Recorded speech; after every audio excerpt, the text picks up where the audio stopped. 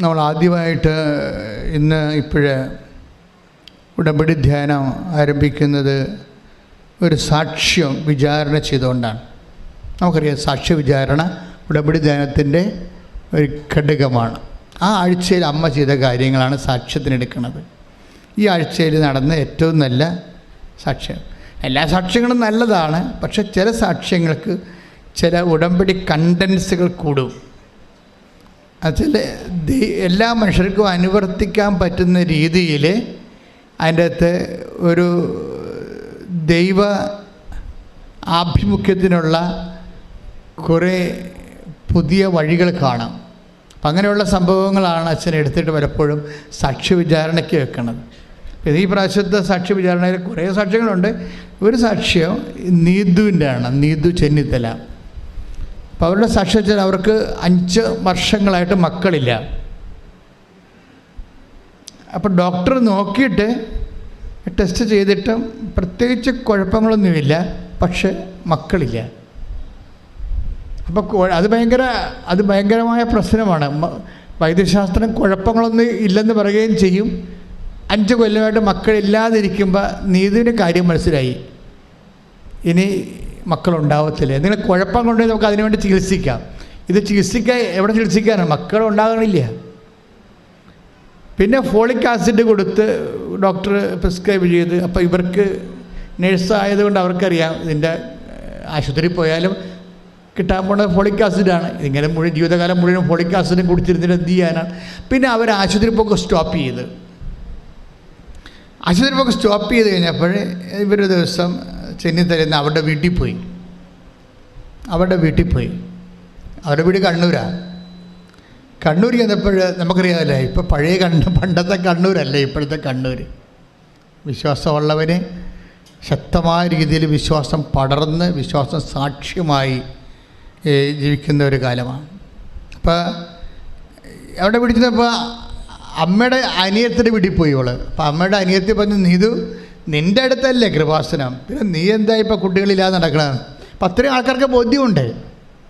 നിൻ്റെ അടുത്ത് ചെന്നിത്തല ആലപ്പുഴയല്ലേ, നിൻ്റെ അടുത്തല്ലേ കൃപാസനം, പിന്നെ നീ എന്തിനാ കുട്ടികളില്ലാതെ നടക്കണമെന്ന്. അപ്പം അത്രയും ആന്തരിക ബോധ്യമുണ്ട്. അപ്പം നീതിനെ സംബന്ധിച്ചുള്ള ആൾക്കാർക്ക് സംശയമില്ല, കേട്ടിട്ടുണ്ട് കൃപാസനം, പക്ഷേ എന്താണ് കാര്യമെന്ന് അറിയത്തില്ല. അപ്പം നീതിന് ഉടനെ കൊണ്ടുവന്ന് ഈ കൃപാസനം പത്രം കൊടുക്കും. ആൻറ്റി കൊടുക്കും. അപ്പം നീതു അവിടെ ഇരുന്ന് പറഞ്ഞത്, എനിക്കൊരു അവിശ്വാസവും തോന്നിയില്ല. ഞാൻ അവിടെ ഇരുന്ന് ആ പത്രം മൊത്തം വായിച്ചെന്ന്. മാതാവിലേക്കൊരാൾ, ഞാൻ എപ്പോഴും പറയുന്നത് മാതാവിൻ്റെ കൈയാണ് പത്രം. അതെന്താ കാര്യം വെച്ചാൽ ഈ പത്രത്തെക്കുറിച്ച് ആണ് ഏറ്റവും കൂടുതൽ ആക്രമണങ്ങൾ ഉണ്ടായിരിക്കുന്നത്. അപ്പോഴെനിക്ക് ഭയങ്കര മനസ്സിലായിരുന്നു പത്രം ഭയങ്കര സംഭവമാണെന്ന്. കാര്യം ഇത്രയും ആക്രമണം ആ ഒരു വിഷയത്തിലുണ്ടാകുമ്പോൾ തന്നെ അറിയുക, അനേകം ആത്മാക്കൾ ആ പത്രം കൊണ്ട് രക്ഷപ്പെടുന്നുണ്ട്. അതുകൊണ്ട് തന്നെ ശരിക്കും ദൈവത്തിന് നിരക്കാത്ത ശക്തികൾ അതിനെ ആക്രമിച്ചുകൊണ്ടിരിക്കും. അപ്പോൾ ആക്രമണം കൂടുതൽ എവിടെയാണെന്നൊക്കെ പറയാൻ പറ്റും. അവിടെയാണ് ദൈവത്തിൻ്റെ പ്രവർത്തനങ്ങളുള്ളത്. അപ്പോൾ അതുകൊണ്ട് സ്വാഭാവികമായ രീതിയിൽ ആൾക്കാർ, പിന്നെ ചില ആൾക്കാരൊക്കെ പണ്ട് പത്രം വെച്ച് കിടക്കാനൊക്കെ തുടങ്ങി. അപ്പോഴും ഞങ്ങളതിനെ നിരോധിച്ചു. ഞാൻ ജസ്റ്റ് റീഡ് ഇറ്റ്. പത്രം മുഴുവനും അഭിഷേക വചനങ്ങളാണ്, പിന്നെ ജനങ്ങളുടെ അനുഭവങ്ങളും. അതാണ് പത്രം എന്ന് പറയുന്നത്.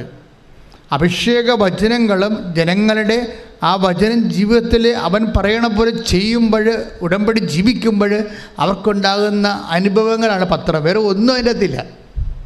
പിന്നെ കൃപാസനത്തിൻ്റെ മിഷൻ വർക്കുകളുണ്ട് അതിൻ്റെ അകത്ത്. സാംസ്കാരിക വിഷനും മറ്റു വിഷനും ഒക്കെ ഉണ്ട്. അത് നമ്മളുടെ സുവിശേഷ വേലയുടെ ഭാഗമായിട്ട് വന്നിട്ടുള്ളതാണ്.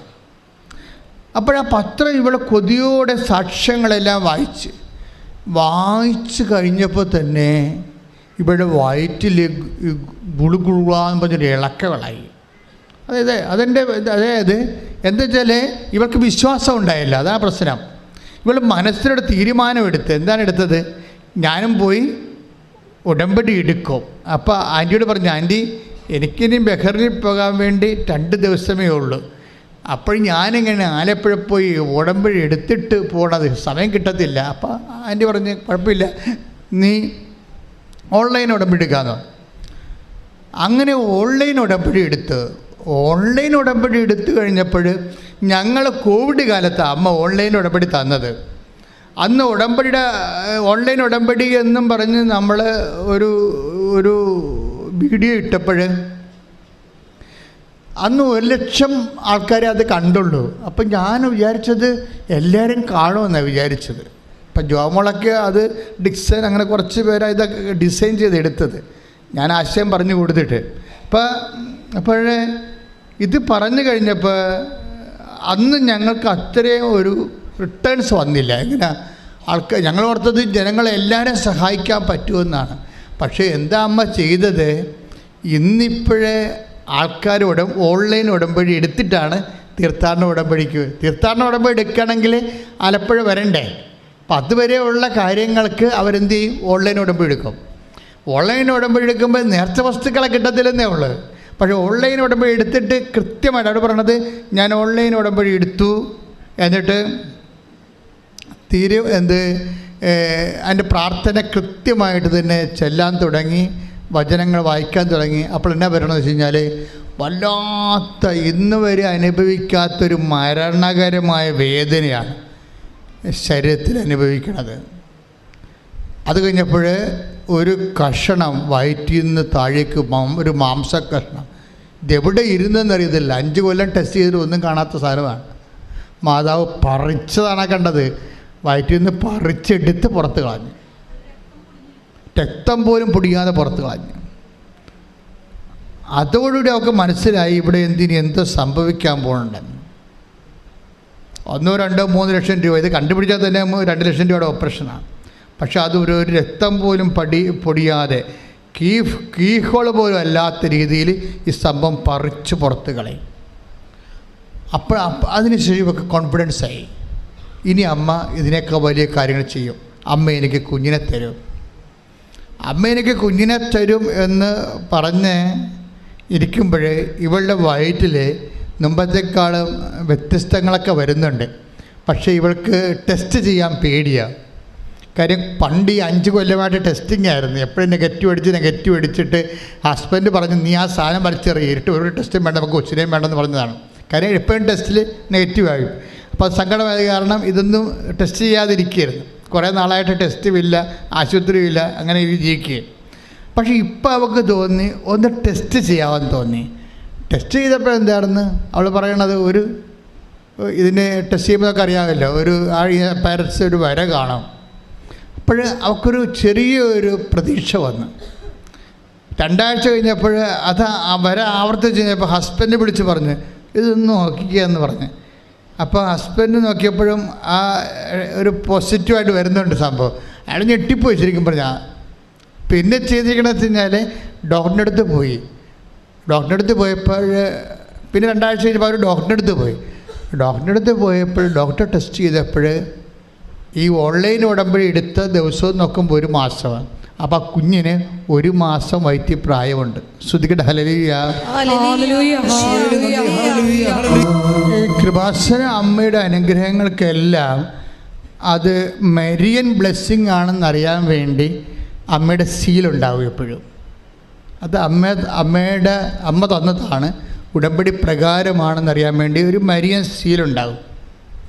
മിക്ക സാക്ഷ്യം നോക്കി കഴിഞ്ഞാൽ മരിയൻ സീൽ കാണാൻ പറ്റും. ഇതിനകത്ത് വരുന്ന വെച്ച് കഴിഞ്ഞാൽ അവൾ പ്രസവിച്ചത് മെയ് 13-ാം തീയതിയാണ്. അതായത് മാതാവ് ഫാത്തിമയിൽ പ്രത്യക്ഷപ്പെട്ട ദിവസം. ശ്രുതിക്കട്ടെ ഹല്ലേലൂയ. മരിയൻ സ്പിരിച്വാലിറ്റി ഫോളോ ചെയ്യുന്നവർക്ക് കുറേ മാസങ്ങൾ പ്രധാനപ്പെട്ട ഒക്ടോബർ മാസം, അതുപോലെ ഫെബ്രുവരി 11 മാതാവ് ലൂർദിൽ പ്രത്യക്ഷപ്പെട്ടത്, ഡിസംബർ 7 മാതാവ് കൃപാസനത്തിൽ പ്രത്യക്ഷപ്പെട്ടത്. ഇങ്ങനെ ഈ പ്രത്യക്ഷീകരണത്തിന് നിങ്ങൾക്കറിയാമോ, ഈ വിഷയം നമ്മുടെയൊക്കെ ഒരു കാലം കഴിയുമ്പോഴേ, ഇപ്പം തന്നെ ഇതാണ് അവസ്ഥ എന്നുണ്ടെങ്കിൽ ഇപ്പോൾ ഇന്നലെ പറഞ്ഞ സാക്ഷ്യങ്ങൾ ഓർത്തിക്കാൻ മനസ്സിലാവും കൃപാസനം എങ്ങോട്ടാണ് പോകണമെന്ന്. ഇന്നലെ പറഞ്ഞ സാക്ഷ്യങ്ങൾ, കാര്യം ഒരു ധ്യാന കേന്ദ്രങ്ങൾക്ക് ഇല്ലാത്ത അത്രയും ഒപ്പോസിഷൻസ് നമുക്കുണ്ടല്ലേ. എന്തുമാത്രം ആൾക്കാരാണ് ചർച്ച ചെയ്യണത് ചാനലിലൊക്കെ. എനിക്ക് ഭയങ്കര ഇഷ്ടമാണ് അങ്ങനെ ചർച്ച ചെയ്യണത്. അവർ നെഗറ്റീവാണ് പറയുന്നുണ്ടെങ്കിലും പറയുന്നത് കൃപാസനത്തെക്കുറിച്ചല്ലേ. അപ്പോൾ അവർ കുറച്ച് പേര് വിശ്വസിച്ചില്ലെങ്കിലും കേൾക്കുന്ന ആൾക്കാർക്ക് ജീവിത പ്രശ്നങ്ങളുണ്ടാകുമ്പോൾ തീർച്ചയായിട്ടും ഒരു കൃപാസനത്തിലേക്ക് വരും, സംശയമില്ലല്ലോ. അതെല്ലാം പോസിറ്റീവാണ്. അവരെന്തെങ്കിലും തന്തക്കൊക്കെ വിളിക്കൊണ്ടിരുന്നുണ്ട്, ഒരു സംശയമില്ല, അത് കുഴപ്പമൊന്നുമില്ല. പക്ഷേ അവർ സബ്ജക്റ്റ് ബേസിൽ കൈകാര്യം ചെയ്യുന്ന വിഷയം എന്താണ്? ഇപ്പോഴത്തന്നെ കഴിഞ്ഞ ദിവസങ്ങൾ സംഭവിച്ച ആ സാക്ഷ്യങ്ങളില്ലേ, ആ സാക്ഷ്യത്തിൻ്റെ തന്നെ ഡിസ്കഷൻ എന്തെല്ലാം ലെവലിലാണ് പോയത്. പക്ഷേ ആ സാക്ഷ്യങ്ങളെല്ലാം കഴിയുമ്പോൾ കമ്പിത്തിരി കത്തിക്കണ പോലെയാണ്. കമ്പിത്തിരിയുടെ മരുന്നെല്ലാം കത്തിച്ചതെല്ലാം ഭംഗിയായിട്ട് കഴിയുമ്പോൾ ഒരു കമ്പി അവശേഷിക്കും അല്ലേ? അതുപോലെ കൃപാസനത്തെ എങ്ങനെ വിമർശിച്ചാലും അവസാനം കൃപാസനവും മാതാവും അവശേഷിക്കും. ഒരു മനുഷ്യന് ഒരു സങ്കടം വരണ കാലത്ത് ഒരിക്കലും ദൈവത്തെക്കുറിച്ച് കേട്ടുകേൾവി പോലും ഇല്ലാത്ത മനുഷ്യർ അമ്മയിലേക്ക് ആകർഷിച്ചു വരും. ഇന്നലെ ഞാനൊരു ചേർത്തിയുടെ പിടരയ്ക്ക് പിടിച്ച് സ്നേഹത്തോടെ ചിരിച്ചുകൊണ്ട്. അതെന്താ കാര്യം എന്നറിയാമോ? എന്നെ കണ്ടു കഴിഞ്ഞതിന് ശേഷം ചെല്ലാനത്തുകാരത്തെയാണ് എന്നോട് പറഞ്ഞു, എൻ്റെ അച്ഛാ അബദ്ധം പറ്റിപ്പോയി. ഞാൻ പറഞ്ഞു, എന്നാടി? അല്ലേ, ഞാൻ പെന്തക്കോസ്താ വർഷങ്ങളായിട്ട് ഉടമ്പടി എടുത്ത് ജീവിച്ചപ്പോഴാണ് ഇപ്പോൾ അമ്മ ആരാളെന്ന് മനസ്സിലായത്. അപ്പോൾ നോക്കി എന്തുമാത്രം മനുഷ്യരാണ് ജീവിക്കുന്ന. ദൈവത്തിൻ്റെ സാന്നിധ്യം അമ്മയിലൂടെ ഇന്ന് ജനങ്ങളുടെ കണ്ണുനീരൊപ്പിക്കൊണ്ട് കാലാകാലങ്ങളിലൂടെ ഉണ്ടായിട്ട് തിരിച്ചറിയാതെ തെറ്റായ പ്രബോധനങ്ങൾ അകപ്പെട്ടുകൊണ്ട് ആത്മരക്ഷയും അതേസമയം തന്നെ ജീവിത സ്വസ്ഥതയും നഷ്ടപ്പെടുത്തിയിരിക്കുന്നത്. അതായത് സത്യവിശ്വാസം എന്ന് പറയുന്നതിൻ്റെ അകത്ത് മാതാവിനെ മാറ്റി നിർത്തിക്കൊണ്ടൊരു സത്യവിശ്വാസം രൂപപ്പെടുത്താൻ പാടില്ല, പറ്റത്തില്ല. എന്തുകൊണ്ടാണ്? അമ്മ വിശ്വാസമുള്ള എല്ലായിടത്തും അമ്മ പ്രത്യക്ഷപ്പെടുമ്പോൾ നോക്കിയാൽ മനസ്സിലാവും. വിശ്വാസം ജീവിക്കുന്ന സ്ഥലങ്ങളിലാണ്, കറകളഞ്ഞ വിശ്വാസം ജീവിക്കുന്ന സ്ഥലങ്ങളിലാണ് അമ്മ പ്രത്യക്ഷീകരണം നൽകുന്നത്. അതിന് ജാതിയും മതവും ഒന്നുമില്ല. ആരാണ് വിശ്വാസം ജീവിക്കണത് അവർക്ക് അമ്മയുടെ പ്രത്യക്ഷീകരണം ലഭിക്കും. ഇന്നലത്തെ സാക്ഷ്യം കണ്ടില്ലേ? എന്താണ്? ഇന്നലെ 8 സാക്ഷ്യങ്ങളും അമ്മ അവർക്ക് പ്രത്യക്ഷപ്പെട്ടതാണ്. ഇപ്പോൾ എനിക്ക് കേൾക്കുമ്പോൾ ഭയങ്കര സന്തോഷം വരും. എന്നുവെച്ചാൽ ഞാൻ അഭിമുഖീകരിച്ച ഒരു പ്രശ്നം അമ്മ മാതാവ് ജീവനോടെ ഇവിടെ പ്രത്യക്ഷപ്പെട്ടുവെന്ന് ഞാൻ പ്രഖ്യാപിച്ച കാലത്ത് ഞാൻ സഹോദര വൈദികരിൽ നിന്ന് ഞാൻ അനുഭവിച്ച ഒരു ഫസ്റ്റ് ക്വസ്റ്റ്യൻ, അച്ഛനല്ലേ കണ്ടുള്ളൂ, വേറെ ആരെങ്കിലും കണ്ടോ എന്ന്. അപ്പോൾ അന്ന് ഞാൻ പറഞ്ഞൊരു ഉത്തരവുണ്ട്, ഇനി എല്ലാവരും കാണുന്നൊരു കാലം വരുമെന്ന്. ശ്രദ്ധിക്കട്ടെ, ഹല്ലേലൂയ. ചിലർ പിന്നെ പറയും ഈ കൃപാസനത്തിൻ്റെ ഇവിടെ വരണ ആൾക്കാരെല്ലാം കൂടുതലും എറണാകുളം തൊട്ട് കണ്ണൂർ വരെയുള്ളവരാണല്ലോ, പിന്നെ കൊല്ലം തൊട്ട് ട്രിവാൻഡ്രം ഇടുക്കി വരെയുള്ളവരും, പിന്നെ ലോകത്ത് വ്യത്യസ്തമായ ജില്ലകൾ. ഈ ആലപ്പുഴക്കാരെന്താ കൃപാസനത്തിൽ വരാത്തതെന്ന് ചോദിക്കും. അങ്ങനെ ചോദിക്കും, എന്നോട് ചോദിച്ചിട്ടുണ്ട്. ഞാൻ പിന്നെ ആലപ്പുഴക്കാർ വരുന്നുണ്ട് ഒത്തിരി പേര്. പിന്നെ അവർക്ക് ഏറ്റവും അടുത്ത് ലളിതമായിട്ട് ഇവിടെ വന്നു പോകുന്നത് കാരണം കഷ്ടപ്പെട്ട് വന്നവനാണ് മാതാവ് ഫലം കൊടുക്കുന്നത്. അതാണ് ഒരു പ്രശ്നം വന്നിരിക്കുന്നത്. അതൊരു പ്രശ്നം തന്നെയാണ്. ഞാൻ വള്ളക്കാട് പ്രാർത്ഥന പണ്ട് നടത്തുമായിരുന്നു ഇവിടെ. 85 മുതൽ 86 മുതൽ ഞാൻ 2000 വരെ വള്ളക്കാട് പ്രാർത്ഥന നടത്തുമായിരുന്നു. അപ്പോൾ വള്ളക്കാട് പ്രാർത്ഥനയ്ക്കൊക്കെ മത്സ്യത്തൊഴിലാളി സഹോദരങ്ങൾ പ്രാർത്ഥനയ്ക്ക് വരും. പക്ഷേ ആൾക്കാർക്ക് മത്സ്യം കിട്ടണ കൂടുതൽ അകലേന്ന് കഷ്ടപ്പെട്ട് രാവിലെ വെളുപ്പിനെ എഴുന്നേറ്റൊക്കെ വരുന്ന ആൾക്കാരും വണ്ടി കാത്തു നിന്നിട്ടും തിരിച്ചു പോകുമ്പോൾ രാത്രി 1 മണിയാകുമ്പോഴൊക്കെ വീട്ടിലെത്തുന്ന ആൾക്കാരില്ലേ, അവരാണ് ഇതിന് രക്ഷപ്പെടണത്.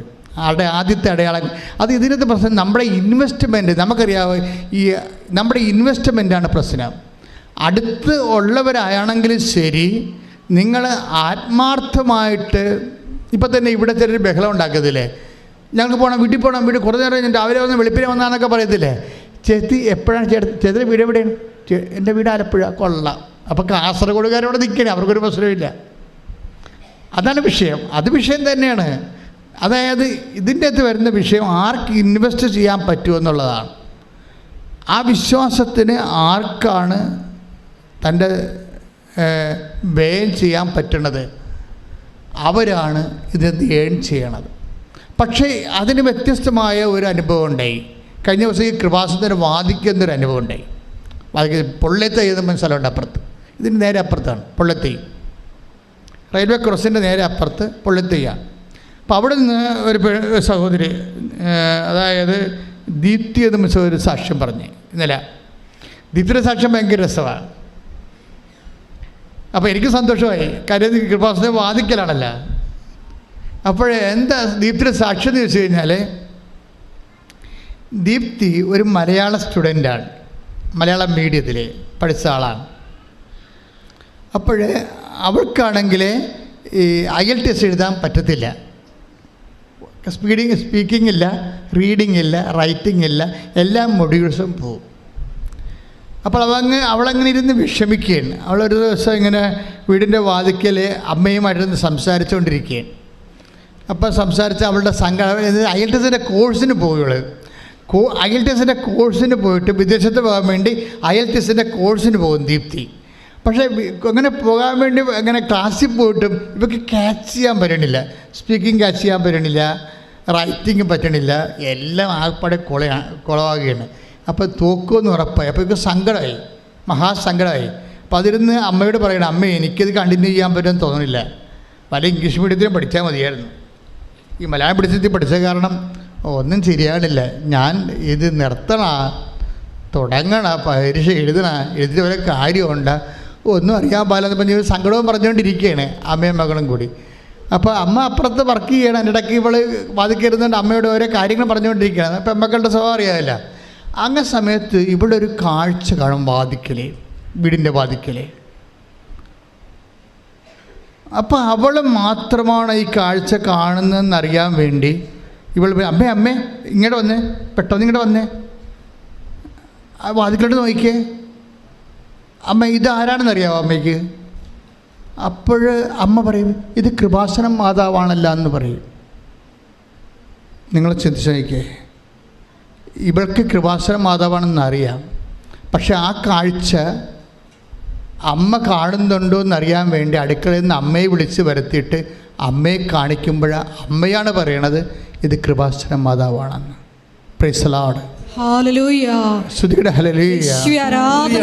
ഹല്ലേലൂയ. യേശുവേ ലോകത്തിന്റെ വിവിധ. Praise the lord. ഇപ്പോൾ മനസ്സിലായില്ലേ? അമ്മ പ്രത്യക്ഷപ്പെട്ടുകൊണ്ടിരിക്കുന്ന എല്ലാവർക്കും ഇതെല്ലാം അഭ്യസ്തവിദ്യരാണ്. അവരനുഭവിച്ച അമ്മയും മകളും കൂടി സന്ധ്യയ്ക്ക് തന്നെ ഓടി കൃപാസനത്തിൽ വന്ന് ഈ കാഴ്ച കണ്ടവർ സംഭ്രമിച്ചു പോയി.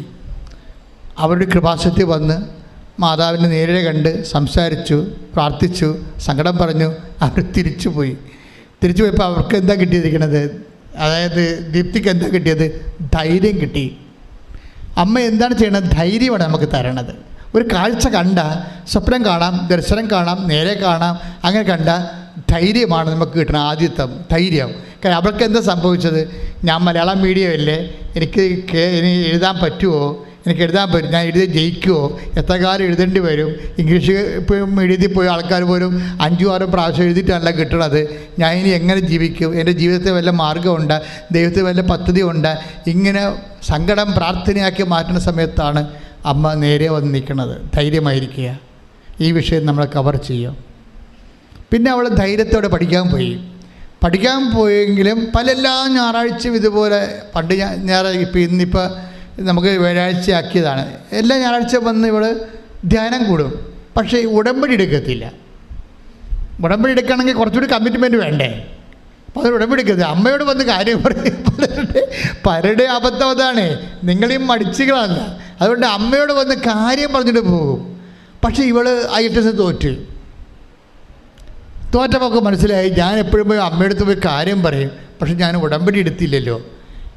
അതായത് ഉടമ്പടി എന്ന് പറഞ്ഞാൽ നമുക്ക് കാര്യം പറഞ്ഞ പോലെ കാര്യമല്ല ഉടമ്പടി വേറെ വിഷയമാണ്. ഉടമ്പടി എടുത്ത് കഴിയുമ്പോൾ നമ്മൾ സീരിയസ് ആയെന്നർത്ഥം. നമ്മൾ ദൈവത്തിൻ്റെ മുമ്പിൽ സീരിയസ് ആയി. പിന്നെ നമ്മളൊരു കക്ഷി, ദൈവം ഒരു കക്ഷി.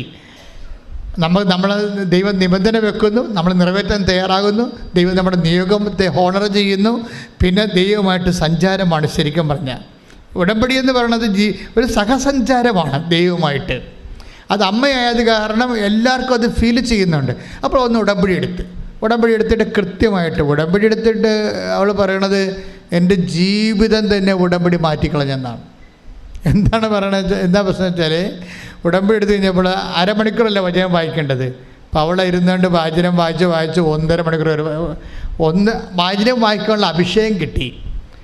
അപ്പോൾ ചില ആൾക്കാർ അരമണിക്കൂർ വചനം വായിക്കാൻ പറഞ്ഞിട്ട് അഭിഷേകമില്ലാത്തൊരു 5 മിനിറ്റ് വായിച്ചിട്ട് പിന്നെ വായിക്കാം, ബാക്കി പിന്നെ വായിക്കാമെന്ന് പറഞ്ഞ് മടക്കി വെച്ചിട്ട് പോകത്തില്ലേ?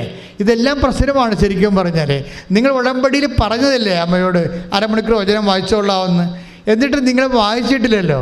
പക്ഷേ ഇവർക്ക് കാര്യം അത് നിങ്ങളുടെ ഒരു ആവശ്യത്തിന് വേണ്ടി ഉടമ്പടി എടുത്തുകൊണ്ടാണ്. ആവശ്യത്തിന് വേണ്ടി ഉടമ്പടി എടുക്കുന്നവർ ദൈവത്തിന് അത്യാവശ്യമുള്ള കാര്യങ്ങളെ ചെയ്യത്തുള്ളൂ.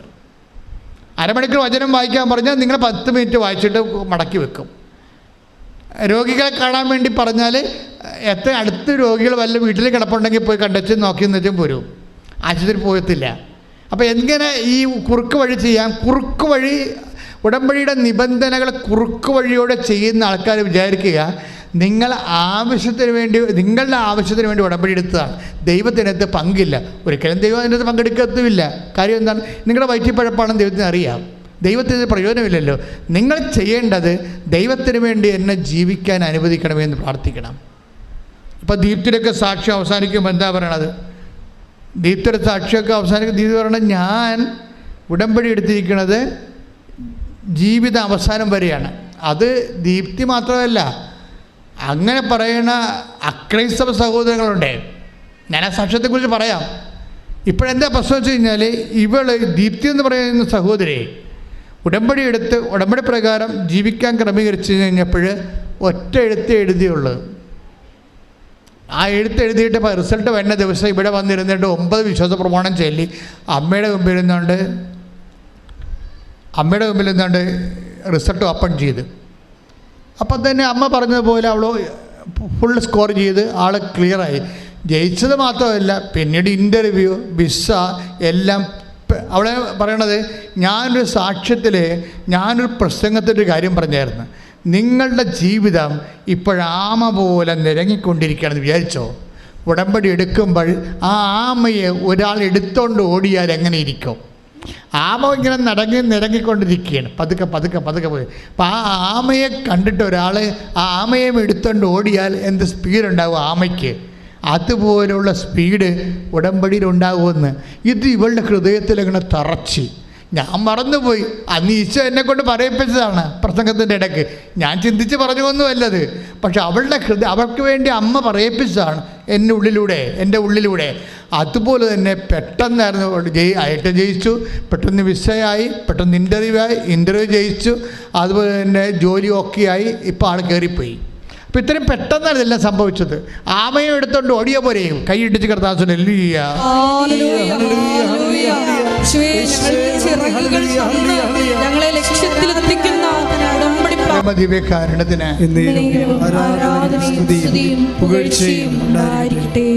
അതായത് പിന്നെ നിങ്ങൾ ഉടമ്പടിക്കാർ ശ്രദ്ധിക്കേണ്ട ഒരു കാര്യം വെച്ച് കഴിഞ്ഞാൽ, ഇപ്പോൾ ഈ ദിവസങ്ങളിൽ മിനി രാജൻ എന്നും പറഞ്ഞൊരു മോളുടെ സാക്ഷ്യം ഉണ്ടായി.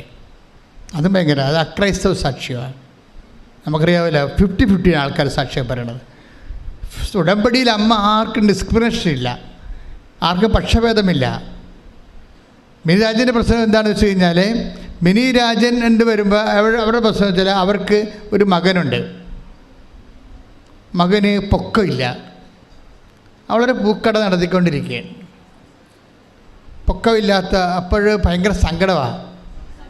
പൊക്കമല്ല, സംസാരിക്കത്തില്ല. മകനുണ്ട്, സംസാരിക്കത്തില്ല. അപ്പോൾ സംസാരിക്കാത്ത മകന് ജീവിത പങ്കാളി കിട്ടണ ഭയങ്കര പാടല്ലേ. അപ്പം മിനി രാജൻ ഉടമ്പടി എടുത്ത് കഴിഞ്ഞപ്പോൾ അമ്മ, ഇതാണല്ലോ അവളുടെ ഉത്കണ്ഠ, ഇതാണല്ലോ. അപ്പോൾ അമ്മ ഒരു ദർശനം കാണിക്കും. എന്താണ്? ഒരു മണ്ഡപം. ഇപ്പോൾ നോൺ ക്രിസ്ത്യൻസൊക്കെ മണ്ഡപമല്ലേ ഉള്ളത്, ഞങ്ങൾക്ക് അൾത്താര ഉള്ളതുപോലെ മണ്ഡപം കാണിക്കും. മണ്ഡപത്തിൽ മാലയും ഇട്ടുകൊണ്ട് ഇവൻ്റെ മകൻ നിൽക്കും. അമ്മ കാണിക്കുന്നത് സ്വപ്നമാണ്. എന്നിട്ട് ഒരു ജീവിത പങ്കാളിയെ കാണിക്കും. അവൾ മാലയിട്ട് നിൽക്കും. അപ്പോൾ മനസ്സിലാവും ഇത് അമ്മ കാണിച്ച്. അപ്പോൾ എൻ്റെ മകൻ്റെ കല്യാണം അമ്മ ഏറ്റെടുത്തത് മനസ്സിലാകും. അവർക്ക് മനസ്സിലായല്ല. ചെറുക്കൻ പെണ്ണും കൂടി മാലയിട്ട് മണ്ഡപത്തിൽ നിൽക്കുന്നുണ്ട്, അത് കല്യാണമാണ്.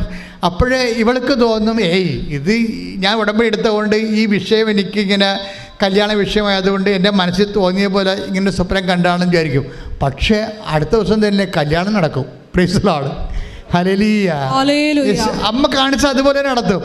നടന്നു കഴിയുമ്പോൾ പിന്നെ ഇവക്കൊരു ദുഃഖമുണ്ട്. എന്താണ്? ഒരു സംസാരിക്കാത്ത ജീവിത പങ്കാളിത്തം തന്നെയാണ് കല്യാണം കഴിച്ചിരിക്കുന്നത്.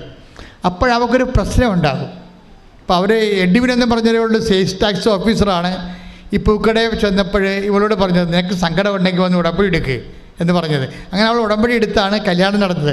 അപ്പോൾ എഡ്വിൻ സാറിനോട് ഉടനെ ഇവള് മിന്നി രാജൻ പറയും, സാറേ ഇനി പിള്ളേരുണ്ടാകുമ്പോൾ ഭർത്താവിനും ഭാര്യയ്ക്കും സംസാരിക്കാൻ കഴിവില്ലല്ലോ, അപ്പോൾ മക്കൾക്കും സംസാരിക്കാൻ കഴിവില്ല വന്നാൽ എന്തു ചെയ്യും?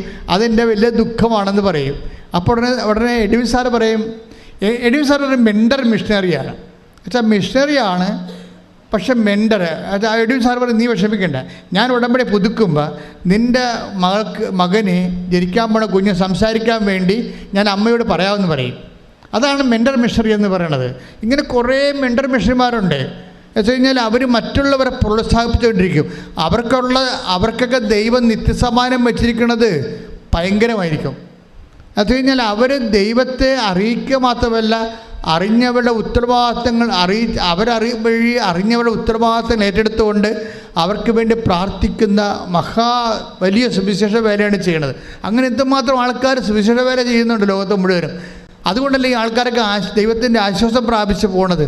പക്ഷേ ആ കുഞ്ഞ് അവൾ പ്രഗ്നൻ്റായി, അവൾ പ്രസവിച്ച് കഴിഞ്ഞപ്പോൾ ആ കുഞ്ഞ് നല്ലവണ്ണം സംസാരിക്കും. ശ്രദ്ധിക്കട്ടെ. ഹല്ലേലൂയ. ഗിരിരാജൻ്റെ സാക്ഷ്യം നിങ്ങൾ പറയുമ്പോഴേ എന്തുകൊണ്ടാണ് ആ സാക്ഷ്യം പറയണത്? ഉടമ്പടി മഹത്തരമാണെന്ന് പറയാനല്ല. ഈ ആൾക്കാരൊക്കെ എന്തുകൊണ്ടാണ് ഇവർക്ക് ഈ ഇടിമിന്നൽ പോലെ ദൈവം ഇവരോട് ഇടപെടണമെന്ന് ചോദിച്ചു കഴിഞ്ഞാൽ അതിന് ഒരു കാരണങ്ങളുണ്ട്. കാരണം ഇവരുടെ നിലപാടാണ് ഇതിൻ്റെ പ്രശ്നം. എൻ്റെ ടോപ്പിക്ക് അതാണ്. ഉടമ്പടി എടുക്കുമ്പോൾ ഒരു കോമൺ നിലപാടുണ്ട്. ബിനിരാജൻ പറഞ്ഞ അവസാനിപ്പിക്കുക എങ്ങനെയാണെന്ന് അറിയാമോ? അതായത് ഞാനിങ്ങനെ ഒരു കാര്യം കാണാൻ വേണ്ടി വന്ന് ഉടമ്പടി എടുക്കുകയല്ല ചെയ്യണത്. ഞാൻ ഈ ഉടമ്പടി അങ്ങോട്ട് ജീവിക്കുകയാണ്. എൻ്റെ മരണം വരെ എനിക്ക് വേണ്ടത് നിത്യതയാണെന്ന്. ശ്രദ്ധിക്കട്ടെ. ഹല്ലേലൂയ.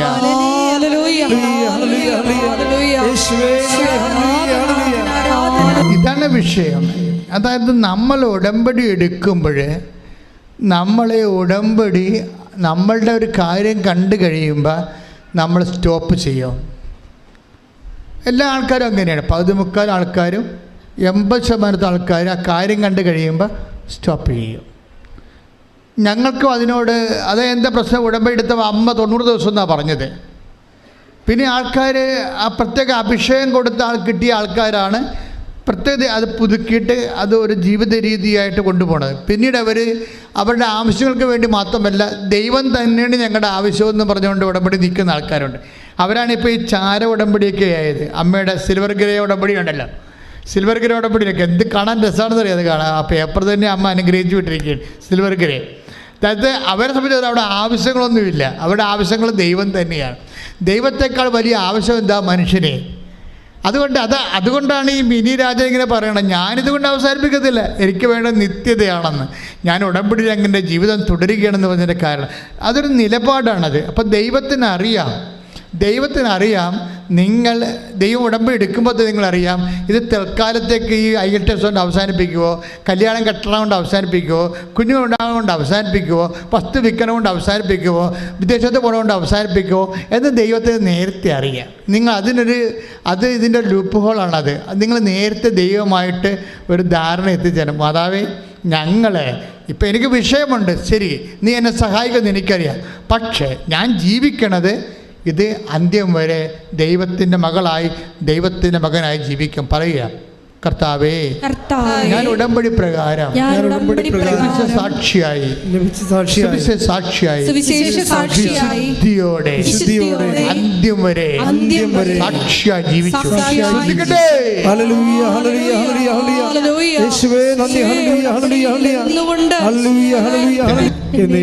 ആരാധനയും സ്തുതിയും പുകഴ്ചയും ഉണ്ടായിരിക്കട്ടെ. എൻ്റെ മക്കളെ, ഉടമ്പടി എങ്ങനെയാണ് നിങ്ങൾ അതിൻ്റെ നിലപാട്, നയം, സമീപനം അതൊക്കെ അർത്ഥവത്തായിട്ട് അറിഞ്ഞു കഴിഞ്ഞാൽ നമ്മൾ ഇതുകൊണ്ട് ഒത്തിരിയേറെ നമ്മളതിൻ്റെ നിലനിൽക്കും. ഇപ്പം മിനി രാജ്യം പറഞ്ഞ എന്താണ്? എനിക്ക് നിത്യതയാണ് വേണ്ടതെന്ന് പറയും. അതുകൊണ്ട് ഞാൻ അവസാനിപ്പിക്കാൻ തീരുമാനിക്കുന്നില്ല. കാരണം അത് പരിശുദ്ധാത്മാവ് അവരോട് പറയണതാണ്. നീ ഇതിനകത്ത് നിൽക്കുക, നിനക്ക് ഞാൻ നിത്യത തരും. അല്ലെങ്കിൽ അവർക്ക് അങ്ങനെ പറയാൻ പറ്റത്തില്ല. പരിശുദ്ധാത്മാവ് ഇവിടെ സിൻസിയറിറ്റി കണ്ടിട്ട്, സത്യസന്ധത കണ്ടിട്ട്, വസ്തുവിനെ അടിസ്ഥാനപ്പെടുത്തിയല്ല, വിഷയത്തെ അടിസ്ഥാനപ്പെടുത്തിയല്ല, ദൈവത്തെ അടിസ്ഥാനപ്പെടുത്തിയാണ് ഇവൾ കരുക്കൾ നീക്കണമെന്ന് മനസ്സിലാക്കി കഴിഞ്ഞപ്പോൾ പരിശുദ്ധാത്മാവ് കൊടുത്ത നോട്ടാണത്. എന്താണ്? നിനക്ക് ഞാൻ നിത്യത അവകാശമാക്കി തരും, നീ നിലനിൽക്കാൻ പറയും, നീ നിൽക്കാൻ പറയും. കാര്യം ഒരു വിഷയം ദൈവത്തിനെ സംബന്ധിച്ചിടത്തോളം നിനക്കറിയാമല്ലോ, ദൈവത്തിൻ്റെ മുമ്പിൽ ഒരു പ്രശ്നത്തിൻ്റെ മണം കെട്ടാൽ മതി, ദൈവം അവിടുന്ന് പോകത്തില്ല. ഒരു രോഗത്തിൻ്റെ അതായത് വിഷയം വെച്ചാൽ, അതായത് നമ്മളുടെ ഒരു കേമത്വമോ പ്രാർത്ഥനയോ ഒന്നും ഇല്ലെങ്കിൽ പോലും ദൈവത്തിൻ്റെ സ്വാഭാവികമായ സ്വത്വമെന്ന് പറയണത് പ്രശ്നങ്ങളോട് പോസിറ്റീവായിട്ട് പ്രതികരിക്കണതാണ്. അതിൻ്റെ കാര്യം ദൈവത്തിൻ്റെ ഹൃദയം അലിഞ്ഞു പോകും.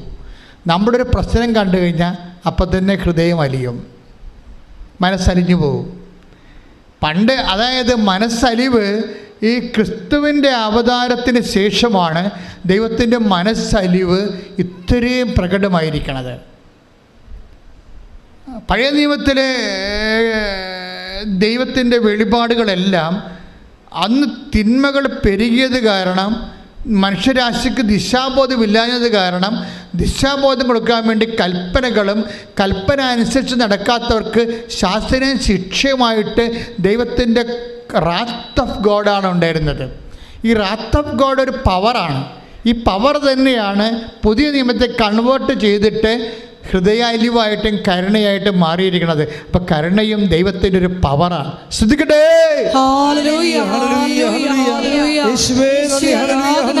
നമ്മുടെ നിബന്ധനകള് വിശ്വസ്തതാപൂർവ്വം പാലിക്കുന്നതിലൂടെ ഞങ്ങളുടെ മേൽ കരുണ കൃപയാകണമേ. സ്വാഭാവികമായ സങ്കടങ്ങളോട് റിസപ്റ്റിവിറ്റിയുള്ള സ്വഭാവമാണ്. അതുകൊണ്ടാണ് ആര് പ്രാർത്ഥിച്ചാലും എന്ത് വിഷയമായാലും ദൈവമെന്ന് വിളിക്കുമ്പോൾ ഏത് മൈതാനത്ത് നിന്ന് വിളിച്ചാലും ദൈവം കേൾക്കണതിൻ്റെ കാരണം അതാണ്. പക്ഷെ നമുക്കങ്ങനെ മൈതാന ബന്ധമല്ല വേണ്ടത്. അപ്പനും മക്കളും തമ്മിലുള്ള ബന്ധം മൈതാന ബന്ധമാണോ? അല്ല. അത് നമ്മൾ മനസ്സിലാക്കിയാൽ മതി.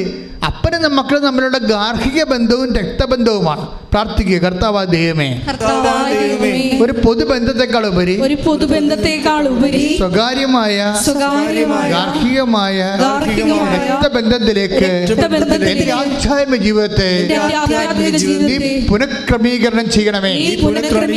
ശ്രദ്ധിക്കട്ടെ. ലൂക്ക 7:12. അവൻ നഗര കവാടത്തിനടുത്തെത്തിയപ്പോൾ അവൻ നഗര കവാടത്തിന് അടുത്തെത്തിയപ്പോൾ മരിച്ചുപോയ ഒരുവനെ ചിലർ എടുത്തുകൊണ്ടുവരുന്നത് കണ്ടു. ഒരു വിധവയുടെ ഏകപുത്രനായിരുന്നു അവൻ. പട്ടണത്തിൽ നിന്ന് വലിയൊരു ജനക്കൂട്ടവും അവളോടൊപ്പം ഉണ്ടായിരുന്നു. അവളെ കണ്ട് മനസ്സലിഞ്ഞ് കർത്താവ് അവളോട് പറഞ്ഞു, കരയേണ്ട. അവൻ മുന്നോട്ട് വന്ന് ശവമഞ്ചത്തിന്മേൽ തൊട്ടു. അത് വഹിച്ചിരുന്നവർ നിന്നു. അപ്പോൾ അവൻ പറഞ്ഞു, യുവാവേ, ഞാൻ നിന്നോട് പറയുന്നു, എഴുന്നേൽക്കുക. മരിച്ചവൻ ഉടനെ എഴുന്നേറ്റിരുന്നു. അപ്പോഴ് മരിച്ചവനെ ഉയർപ്പിക്കുന്ന കർത്താവിൻ്റെ ജീവിതത്തിലെ ഏറ്റവും പ്രധാനപ്പെട്ട ഒരു അനുഭവമാണിത്. നിങ്ങൾക്കറിയാമല്ലോ, ഇതിന് ആരും പ്രേരിച്ചില്ല. ആ വിധവ കരഞ്ഞ് പറഞ്ഞോ, കർത്താവ് എൻ്റെ മകനെ ഉയർപ്പിക്കണമെന്ന് പറഞ്ഞോ? ഇല്ല, പറഞ്ഞില്ല. ദൈവത്തിൻ്റെ സ്വാഭാവികമായ ഒരു ഇത് മനുഷ്യൻ്റെ പ്രശ്നങ്ങളോടും കണ്ണുനീരിനോടും നേരിട്ട് ആരും പറയാതെയും ചോദിക്കാതെയും പ്രാർത്ഥിക്കാതെയും തന്നെ ഇൻട്രാക്ട് ചെയ്യുന്ന സ്വഭാവമാണ്. സ്വാഭാവികമായി അതിനോട് പ്രതികരിക്കുന്ന സ്വഭാവമാണ് ദൈവത്തിനുള്ളത്. ഇതാണ് മനസ്സലിവെന്ന് പറയണത്. അപ്പം അതുപോലെ അത് നമ്മൾ മനസ്സിലാക്കുക. അതേ പക്ഷേ ഇത് അതുകൊണ്ടാണ് പല കാര്യങ്ങളും നമ്മൾ എവിടെ ഇരുന്ന് പറഞ്ഞാലും ദൈവം കേൾക്കും, ഒരു പ്രശ്നവും ഇല്ല അതിനകത്ത്. പിന്നെ നമ്മൾ എന്താണ് ഉടമ്പടി എടുക്കണമെന്ന് വെച്ച് കഴിഞ്ഞാൽ നമ്മൾക്ക് ഈ മൈതാന ബന്ധം പോരാതെ വരുമ്പോഴാണ് മനസ്സിലായത്. നമുക്കെന്താ വേണ്ടത്? ഒരു വ്യക്തിബന്ധമാണ് വേണ്ടത് ദൈവമായിട്ട്. കാര്യം എന്താ കാര്യം വെച്ച് കഴിഞ്ഞാൽ നമ്മൾ ഉദ്ദേശിക്കുന്നത് നിത്യതയാണ് ഉദ്ദേശിക്കുന്നത്. അല്ലാതെ എന്തെങ്കിലും ഒരു വസ്തുവിന് വിഷയത്തിന് ദൈവം ഇടപെട്ടിട്ട് ഒരു ഭൗതിക ആനുകൂല്യം കിട്ടിയിട്ട് ജീവിച്ച് പോണ താൽക്കാലിക ബന്ധമല്ല. നമുക്ക് വേണ്ട എന്താണ്? നിത്യതയുടെ ബന്ധമാണ്. അതുകൊണ്ടാണ് നമ്മൾ സ്വകാര്യ ബന്ധം ഉണ്ടാകണമെന്ന് പറയണത്. ശ്രദ്ധിക്കട്ടെ. ഹല്ലേലൂയ.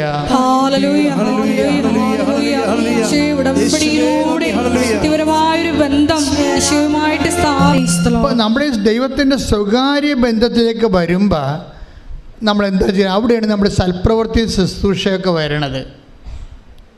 നമ്മൾ എന്തുമാത്രം സൽപ്രവൃത്തിയാണ് ഉള്ളത്. മൈതാനത്ത് നിന്ന് പ്രാർത്ഥിക്കുക മുടക്കമൊന്നുമില്ലല്ലോ. അപ്പോൾ ദൈവമായിട്ട് നമുക്ക് സ്വകാര്യ ബന്ധം ഉണ്ടാകുന്നില്ല. നമുക്ക് ക്ലെയിമുമില്ല. എന്നാ ക്ലെയിം നമുക്കുണ്ട്? ഉടമ്പടിയിലാകുമ്പോൾ നമുക്ക് ക്ലെയിമുണ്ട്. നമുക്കറിയാം ക്ലെയിം എന്ന് പറയുന്നത് മെരിറ്റാണ്. ഈ ദിവസങ്ങളിൽ ക്ലെയിം ഉണ്ടായിട്ട് പോലും രക്ഷപ്പെടാഞ്ഞ ഒരു ഡോക്ടർ സാക്ഷ്യം പറഞ്ഞു. ഡോക്ടർ ദേവിയുടെ സാക്ഷ്യം കിടപ്പുണ്ട് നമ്മുടെ ഈ ദിവസങ്ങളിൽ പറഞ്ഞതാണ്. ഡോക്ടർ ദേവിയുടെ പ്രശ്നമുണ്ട്, അവർക്ക് ക്ലെയിം ഉണ്ട്. നല്ല 23 അവർ ഒരു ഫിസിയോളജി അതായത് ഹ്യൂമൻ ബോഡിയുടെ ഫിസിഷ്യനാണ് അവർ. പക്ഷേ അവർക്ക് ഒരു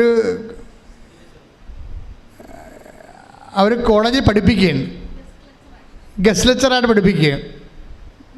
എത്ര കൊല്ലമായി? 23 കൊല്ലം. 23 കൊല്ലം ഒരു കോളേജിൽ ഒരു ഡോക്ടർ ഗസ്റ്റ് ലെക്ചറായിട്ട് പഠിപ്പിക്കുകയാണ്. ഡോക്ടർ ദേവി.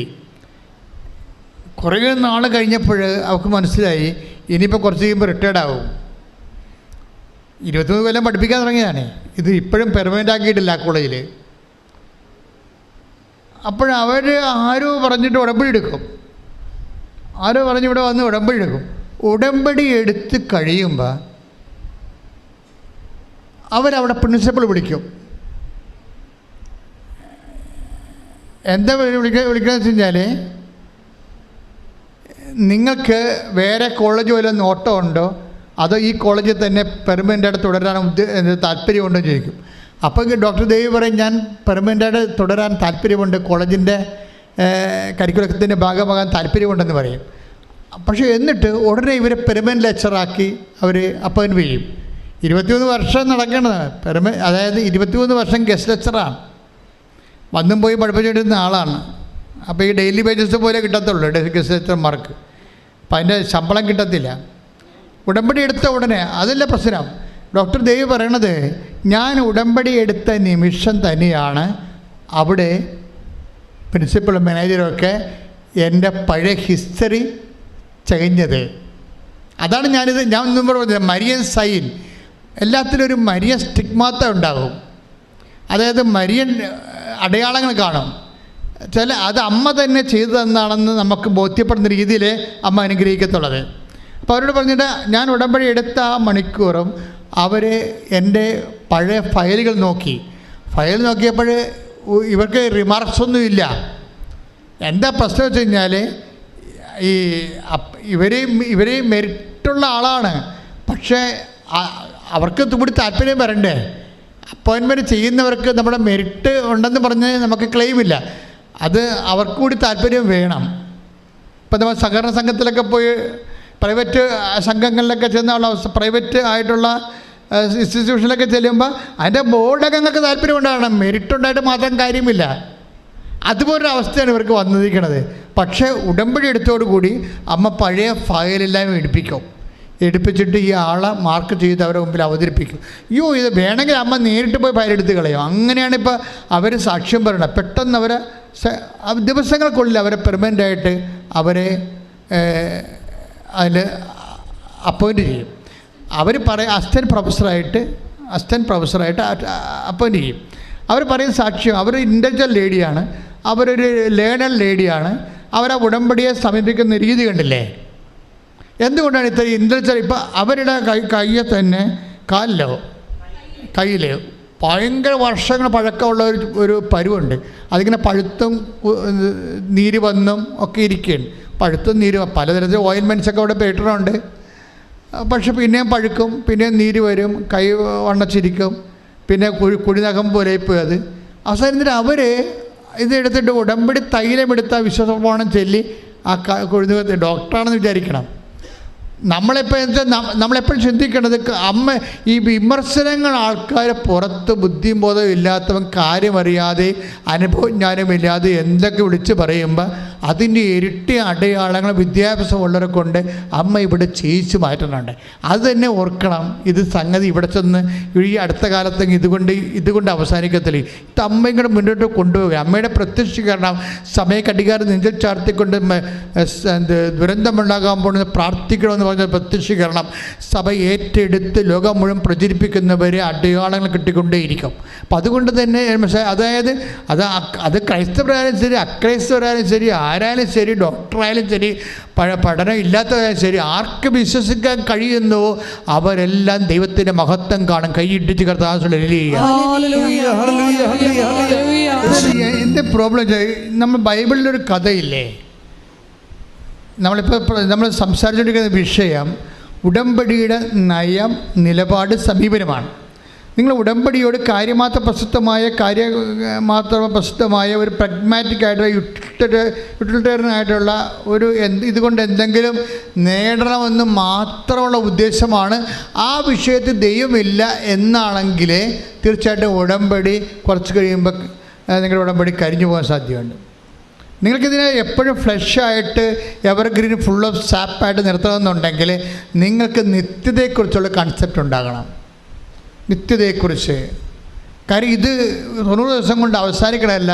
ഞാനും ദൈവവും തമ്മിലുള്ള ബന്ധം, ഞാൻ വിശുദ്ധിയിലും ബൈബിൾ വായനയിലും അതുപോലെ തന്നെ രോഗികളെ കാണുന്നതിലും പരസ്നക പ്രവർത്തനം ഉപവിപ്രവർത്തനങ്ങളിലും ഞാൻ എൻ്റെ ജീവിതത്തിൻ്റെ ശൈലിയാക്കി മാറ്റിക്കൊണ്ട് ദൈവമായിട്ടൊരു നിത്യ ഉടമ്പടി ജീവിക്കുക എന്നുള്ളൊരു ബോധം ഉണ്ടാക്കിയെടുത്താൽ ഉടമ്പടി ഇങ്ങനെ പുഷ്കലമായി അങ്ങനെ നിന്നോളും.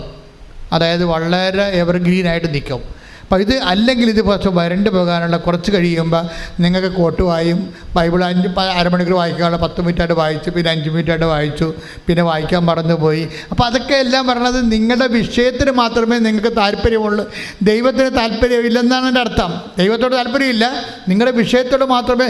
ഇതൊരു അപകടമാണ്. ഇതിനെങ്കിൽ നിങ്ങൾ ആർക്കെങ്കിലും അങ്ങനെ ഒരു തെറ്റിൽ പോയിട്ടുണ്ടെങ്കിൽ നിങ്ങൾ തിരിച്ചു വരണമെന്ന് എൻ്റെ അഭിപ്രായം. എന്താ കാര്യം വെച്ച് കഴിഞ്ഞാൽ ദൈവം ഒരു മനുഷ്യൻ്റെ ദുഃഖവും ദുരിതവും വേദനയും രോഗവും പട്ടിണിയും കടപ്പാടും കഷ്ടപ്പാടും ഇങ്ങനെയുള്ള എല്ലാ വിഷയങ്ങളോടും കറക്റ്റായിട്ട് ഈസിയായിട്ട് സ്പോണ്ടേനിയസ് ആയിട്ട് സ്വയം പ്രേരിതമായിട്ട് ആക്ടിവിറ്റി ചെയ്യും. അതാണ് നമ്മൾ ഈ വിധവയുടെ മകനെ കാണുമ്പോൾ അവൻ്റെ അമ്മ വിധവയാണ്, ഭർത്താവ് മരിച്ചതെന്ന് കർത്താവിനറിയാം.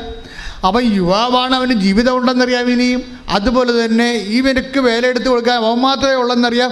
ഇങ്ങനെ കുറേ ഹ്യൂമൻ ഗ്രൗണ്ട് ഓഫ് റീസൺസ് ഉള്ളത് കൊണ്ടാണ് ദൈവം പ്രാർത്ഥിക്കാതെ അവൻ്റെ മേൽ ഇടപെട്ടത്. അത് ദൈവത്തിൻ്റെ പരിപാലനയുടെ ഭാഗമാണ്. പക്ഷേ ഇത്തരം പരിപാലനകൾ നിലനിർത്തിക്കൊണ്ടുപോകാൻ എന്താ മാർഗം? ഇത്തരം പരിപാലനകൾ നിലനിർത്തിക്കൊണ്ടുപോകാനുള്ള മാർഗം നമ്മൾക്കും ആ ദൈവത്തോടുള്ള അടുപ്പവും അതുപോലെ തന്നെ ആത്മബന്ധവും ഒരു താൽക്കാലികമായ അവസ്ഥയിൽ നിലനിർത്താതെ ദൈവം ഉള്ളിടത്തോളം കാലം, നമ്മുടെ ആത്മാവ് ഉള്ളിടത്തോളം കാലം ദൈവം നമ്മളെ അഡ്രസ്സ് ചെയ്ത് ജീവിക്കേണ്ട ഒരാളാണെന്ന ബോധ്യത്തിൽ ദൈവസ്നേഹത്തിൽ നിങ്ങളുടെ വിശ്വാസം പ്രഖ്യാപിക്കാൻ ഒരു മാനസികാവസ്ഥ രൂപപ്പെടുത്തിയെടുത്താൽ, ഇപ്പം തന്നെ ഞാൻ ചതോർക്കുകയും ഇപ്പോൾ 10 താലന്ത് കൊടുത്ത ആൾക്കാരുണ്ട് ബൈബിളിൽ, 2 താലന്ത് കിട്ടിയ ആൾക്കാരുണ്ട്. Take the word of God 25 Mathai 25:18 1 താലന്ത് കിട്ടിയ ആൾക്കാരുണ്ട് ഇല്ലേ? എന്തുകൊണ്ടാണ് ഇവർക്ക് ഇങ്ങനെ കൊടുത്തത്? എല്ലാവർക്കും ഒരുപോലെ കൊടുക്കാൻ പാടില്ലേ? This is my question, my private question, ഒരു സ്വകാര്യ ചോദ്യമാണ്. കർത്താവിൻ്റെ കഥയിൽ പറഞ്ഞിരിക്കണത് എന്താണ്? അനുഭവമാണല്ലോ കഥയായിട്ട് മാറണത്. എന്താ കഥയിൽ പറഞ്ഞിരിക്കണത്? മത്തായി 25 അധ്യായം 14 മുതലുള്ള തിരുവചനങ്ങൾ. മത്തായി 25:14 മുതലേ. ഒരുവൻ യാത്ര പുറപ്പെടുന്നതിന് മുമ്പ് ഭൃത്യന്മാരെ വിളിച്ച് തൻ്റെ സമ്പത്ത് അവരെ ഭരമേൽപ്പിച്ചതുപോലെയാണ് സ്വർഗരാജ്യം. ദൈവരാജ്യത്തെ കുറിച്ച് പറയണതാണ്. അവൻ ഓരോരുത്തൻ്റെയും കഴിവനുസരിച്ച് ഒരുവന് 5 താലന്തും മറ്റൊരുവന് 2ഉം വേറൊരുവന് 1ഉം കൊടുത്ത ശേഷം യാത്ര പുറപ്പെട്ടു. അപ്പോൾ താലന്ത് പറഞ്ഞ സ്വർണ്ണ നാണയമാണ്. ഒരുത്തിന് എന്ത് കൊടുത്ത്? ഒരുത്തിന് 5, വേറൊരുത്തിന് 2, വേറൊരുത്തിന്. എങ്ങനെയാണ്? കഴിവനുസരിച്ചാണ്. സിവിൽ പോയിൻ്റ് നോക്കിയിട്ട് കൊടുത്തിരിക്കുകയാണ്. ബാങ്കുകാർ പറയണ സിവിൽ പോയിൻ്റ് ഇല്ലേ, എന്നിട്ട് തിരിച്ചടക്കാനുള്ള കഴിവേ, തിരിച്ചടക്കണത് ഭയങ്കര പ്രശ്നമാണേ. ബാങ്കിൽ മാത്രമല്ല, ദൈവത്തിലും തിരിച്ചടവിന് പ്രോസസ്. സ്പോണ്ടേനിയസ് ആണെന്ന് പറഞ്ഞിട്ട് കാര്യമില്ല. തിരിച്ചടവുണ്ടോ ഇല്ലയെന്ന് നോക്കും ദൈവം. ഓരോരുത്തരുടെയും കഴിവനുസരിച്ചാണ്, റീഫണ്ടിങ് കപ്പാസിറ്റി നോക്കിയിട്ടാണ് ദൈവം അനുഗ്രഹം കൊടുക്കണത്. ഈ ഉടമ്പടി എന്താ ചെയ്യണമെന്ന് വെച്ച് കഴിഞ്ഞാൽ നിങ്ങളുടെ റീഫണ്ടിങ് കപ്പാസിറ്റി കൂട്ടും. നിങ്ങൾ വെറുതെ പ്രാർത്ഥിച്ചത് കൊണ്ട് കാര്യമില്ല. വെറുതെ പ്രാർത്ഥിക്കുന്നത് അല്ലെങ്കിൽ പ്രാർത്ഥിച്ച് എന്തെങ്കിലും വിഷയം ബൈബിൾ എടുത്ത് വായിക്കുന്നതിനേക്കാളും ഇത് ക്ലെയിം ഉള്ളത് എന്താണ്? നമ്മളതിനകത്ത് ഇൻവെസ്റ്റ് ചെയ്യുന്നുണ്ട്, റീഫണ്ട് ചെയ്യുന്നുണ്ട്, തിരിച്ച് ദൈവം അത് പ്രതീക്ഷിക്കുന്നുണ്ട്. ഉറപ്പല്ലേ? അനുഗ്രഹം തരിക മാത്രമല്ല, ദൈവം തിരിച്ചെന്തോ പ്രതീക്ഷിക്കുന്നുണ്ട്. തന്ന അനുഗ്രഹത്തിൻ്റെ ഇരട്ടി തിരിച്ച് പ്രതീക്ഷിക്കുന്നുണ്ട്. എന്താണ് അതിലാണ് ഓരോരുത്തരുടെയും കഴിവനുസരിച്ച് എന്ന് പറയണത്. വചനം എത്രയാണത്?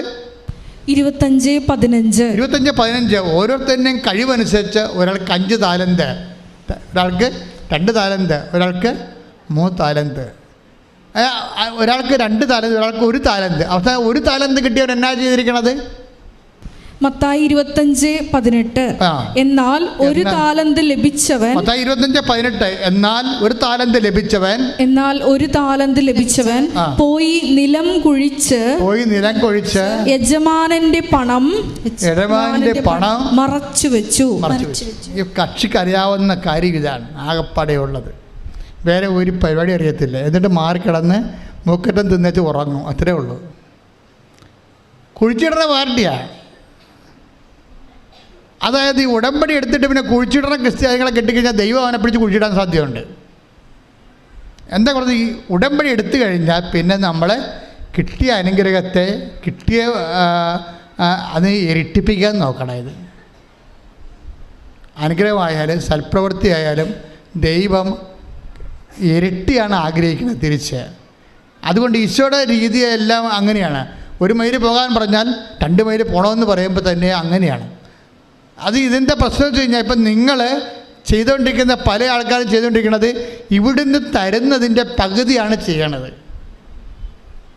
അത് ആ കുഴിച്ചിടുന്ന പാർട്ടിയെപ്പോലെ വരും. അതാണ് വരാൻ വരെ പല ആൾക്കാരുടെ ഉടമ്പടി ക്രാക്കാകാത്തതിൻ്റെ കാരണം ഇതുപോലെ കുഴിച്ചിടൽ പാർട്ടികളായതുകൊണ്ടാണ്. ദൈവം നമ്മളിൽ പ്രതീക്ഷിക്കുന്നുണ്ട്, കഴിവനുസരിച്ചാണ് കൊടുക്കണത്. അല്ലാതെ ഇതിൻ്റെ അകത്ത് എല്ലാവർക്കും ഒരുപോലെ അല്ല കൊടുക്കണത്. ആർക്കാണ് കൂടുതൽ വിശ്വസിക്കാനോ പ്രാർത്ഥിക്കാനോ അതനുസരിച്ച് ദൈവസ്നേഹത്തോടെ പ്രവർത്തിക്കാനോ കഴിയുന്നവന് ദൈവം ഇരട്ടി കൊടുക്കും. ഭൗതിക ആനുകൂല്യം മാത്രമല്ല, ദൈവത്തിൽ നിന്ന് നമുക്ക് ലഭിക്കുന്നത് ദൈവിക കൃപയാണ്. അത് ദൈവത്തിൻ്റെ ശക്തിയാണ്. അത് നിത്യമഹത്വത്തിന് ഉതകുന്ന ദൈവത്തിൻ്റെ ശക്തിയാണത്. അപ്പം അതുകൊണ്ട് തന്നെ എൻ്റെ സഹോദരങ്ങൾ, ഒരു കാരണം മാന്യം കൂടാതെ, സൽപ്രവൃത്തികളിൽ മാന്യം കൂടാതെ, take the word of God. സ്തുതിക്കട്ടെ. ഹല്ലേലൂയ, ഹല്ലേലൂയ, ഹല്ലേലൂയ, ഹല്ലേലൂയ.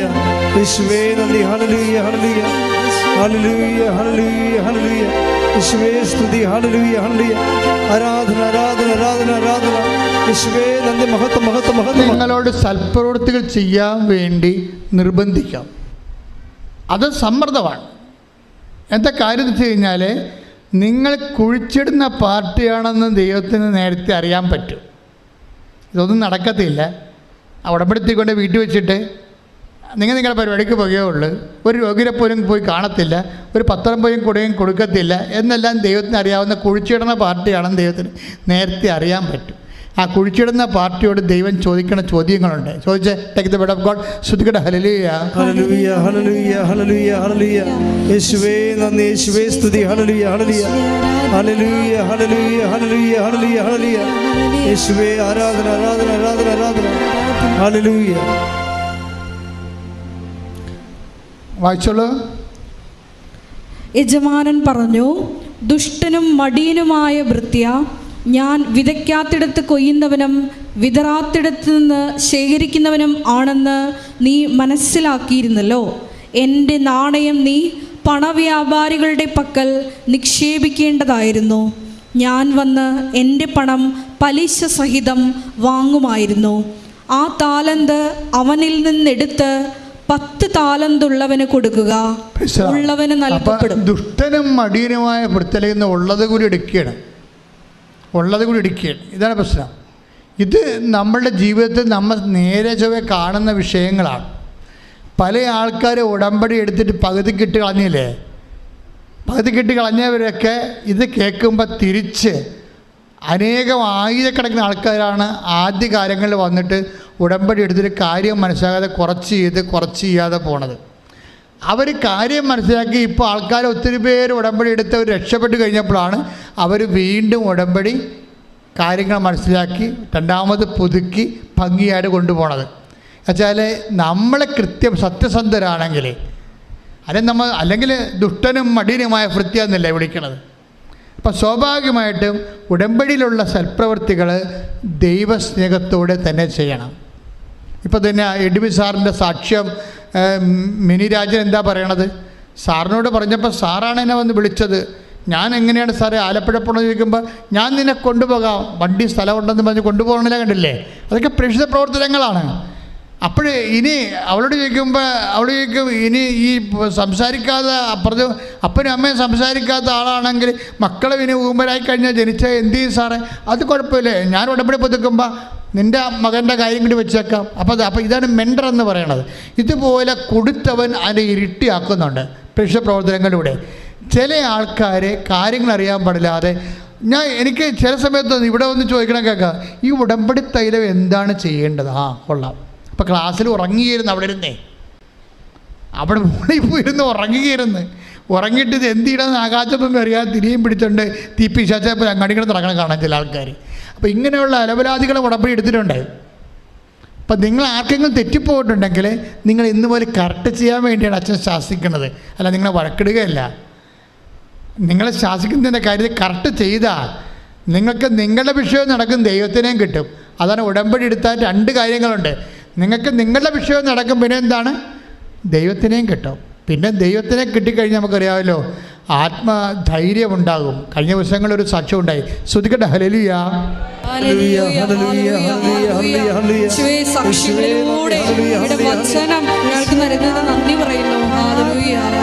കഴിഞ്ഞ ദിവസങ്ങളിലൊരു സാക്ഷ്യം ഉണ്ടായി.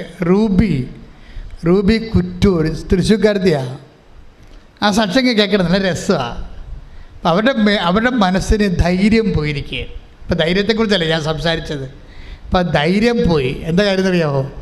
വീട് ഡിലാപ്പിഡായി, അവിടെ വീട് ഉറഞ്ഞിരിക്കുക. അപ്പം അത് ഇടിഞ്ഞു മുടിഞ്ഞ് താഴെ വീണാൽ പിന്നെ പുതിയ വീട് വെക്കാൻ കാശില്ല. അപ്പം വിഷമിക്കുകയാണ് ആൾ.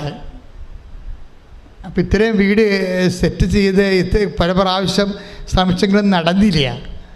അപ്പോൾ നടക്കാതെ വന്നപ്പോൾ ഇവർ വന്ന് ഉടമ്പടി എടുക്കും വീട് വെക്കാൻ വേണ്ടി. അങ്ങനെ ഉടമ്പടി എടുത്ത് ഉടമ്പടിയിൽ അങ്ങനെ ജീവിക്കുകയാണ്. തുടങ്ങിയതേ ഉള്ളൂ.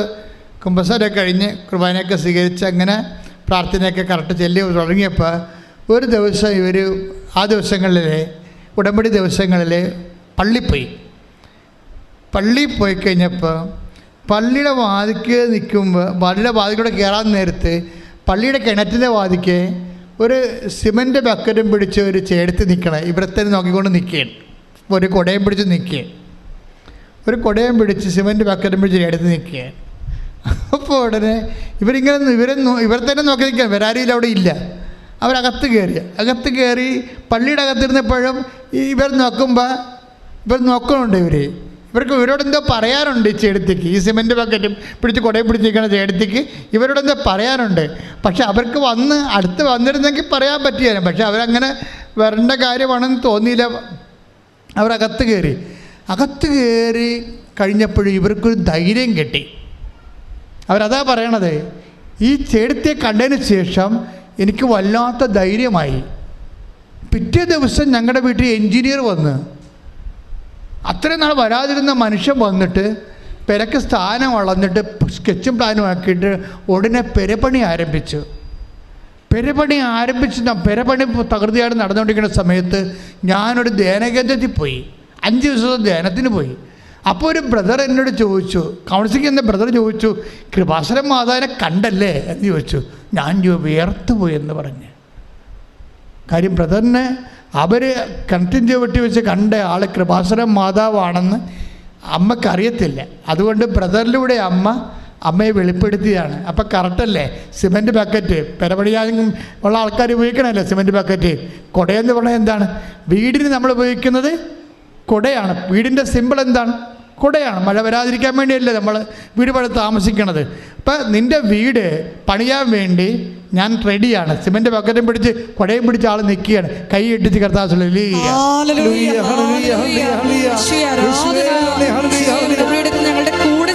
ജോസഫത്തിന് മാത്രമല്ല മാതാവ് പ്രത്യക്ഷപ്പെടണത്, എല്ലാവർക്കും. ആർക്കെല്ലാം ധൈര്യം പോകുന്നുണ്ടോ, ആർക്കെല്ലാം കണ്ണീര് പൊടിയുന്നുണ്ടോ, ആർക്കെല്ലാം രോഗമുണ്ടോ, ആർക്കെല്ലാം വിഷമമുണ്ടോ, അവിടെ മുമ്പിലെല്ലാം പ്രത്യക്ഷപ്പെട്ടുകൊണ്ട് സഞ്ചാരി മാതാവ് ഈ ദുരന്തമുണ്ടാകാമ്പോൾ പ്രാർത്ഥിക്കണമെന്ന് പറഞ്ഞ് അമ്മ നമ്മളെക്കൊണ്ട് ലോകത്തെ കൊണ്ട് പ്രാർത്ഥിപ്പിച്ചുകൊണ്ട് ലോകത്തെ വിശുദ്ധീകരിക്കുകയും ശക്തീകരിക്കുകയും സംരക്ഷിക്കുകയും ചെയ്യുന്ന വലിയ കാലഘട്ടത്തിലെ കാർപ്പോടുകൂടി കർത്താവ് ശ്രദ്ധിക്കട്ടെ. പരിശുദ്ധ പരമ ദിവ്യകാരുണ്യത്തിന് ഞാൻ പറഞ്ഞു വരുന്ന ഇതാണ് മക്കളെ. ആ മത്തായിയുടെ ശ്രീകാരുടെ സുവിശേഷം 25:18 എന്തുകൊണ്ടാണ് യവന് ദൈവം 1 താലന്ത് മാത്രം കൊടുത്തത്? മറ്റുള്ളവർക്ക് 5ഉം 2ഉം കൊടുത്തപ്പോൾ ഈ കക്ഷിക്ക് എന്താ 1 കൊടുത്തത്? അവൻ കുഴിച്ചിടുമെന്ന് ദൈവത്തിന് നേരത്തെ അറിയാം, ദൈവമല്ലേ വിഷയം. അവൻ കുഴിച്ചിടുമെന്ന് ഈ ഒരു സംഭവം നടക്കത്തില്ല, ചുമ്മാ മടിയെ അഭ്യാസം കാണിക്കാൻ വേണ്ടി ഉടമ്പടി എത്തിയിരിക്കുകയാണെന്ന് വിചാരിച്ചുകൊണ്ട് യവൻ കുഴിച്ചിടുമെന്ന് ദൈവത്തിന് അറിയാം. അതുകൊണ്ടാണ് ആളെന്തരം നോക്കിയ ദൈവം പെരുമാറിയിരിക്കുന്നത്. 1 കൊടുത്തിരിക്കുന്നത്. പോയാലും 1 പോകത്തുള്ളൂ, ആ 2 പോകത്തില്ലല്ല. എപ്പോഴും നമ്മൾ മനസ്സിലാക്കണം, ദൈവം ഈ ആളെ നോക്കുക ആദ്യം തന്നെ. നാളെ എന്ത് സംഭവിക്കും, നാളെ എന്താ സംഭവിക്കണം. മിനിരാജൻ എന്താ പറയണത്? ഞാൻ ഉടമ്പടി ജീവിക്കാൻ പോവുകയാണ്. അപ്പോൾ അവൾ അതങ്ങനെ ചെയ്യുമെന്ന് ദൈവത്തിന് അറിയാം, അങ്ങനെ അവൾ ചെയ്യുമെന്ന് ദൈവത്തിന് അറിയാം. അതുപോലെ തന്നെ നമ്മൾ നാളെ ഈ ഉടമ്പടിയുമായിട്ട് പോകുമ്പോൾ എന്താണ് നമ്മൾ ചെയ്യണമെന്ന് ദൈവത്തിന് നേരത്തെ അറിയാം. ഇപ്പം ഞാൻ ചില സമയത്ത് ഞാൻ ചില സമയത്ത് ബൈബിൾ വായിക്കുമ്പോൾ ഞാൻ ചിരിക്കും. സാധാരണ ബൈബിൾ വായിക്കുമ്പോൾ ചിലപ്പോൾ കരയുകയും ചെയ്യും. ബൈബിൾ അങ്ങനെ ഒരു പുസ്തകമാണ്. കർത്താവിൻ്റെ ഫീലിങ്ങിലോടുകൂടി നമ്മൾ പോകുമ്പോൾ ചിലപ്പോൾ കരഞ്ഞുകൊണ്ടിരിക്കും നമ്മൾ, ചിലപ്പോൾ ചിരിക്കും, ചിലപ്പോൾ വിസ്മയിക്കും, ചിലപ്പോൾ അന്തം വിട്ടു പോകും. ബൈബിൾ അങ്ങനെ ഒരു സംഭവമാണ്. അതെന്ത് സംഭവിച്ചു? ഞാനൊരു സമയം ബൈബിൾ വായിച്ചോ ചിരിച്ച്. എന്നൊക്കറിയാം, എനിക്ക് ദൈവത്തിൻ്റെ സ്വഭാവം അറിയാവില്ല. കാര്യം കർത്താവ് ആ വീട്ടിൽ ചെന്നിരിക്കണതാണ്. ആരുടെ? പത്രോസിൻ്റെ വീട്ടിൽ. പത്രോസിൻ്റെ വീട്ടിൽ ചെന്നപ്പോൾ എന്നാ സംഭവിച്ചിരിക്കണത്?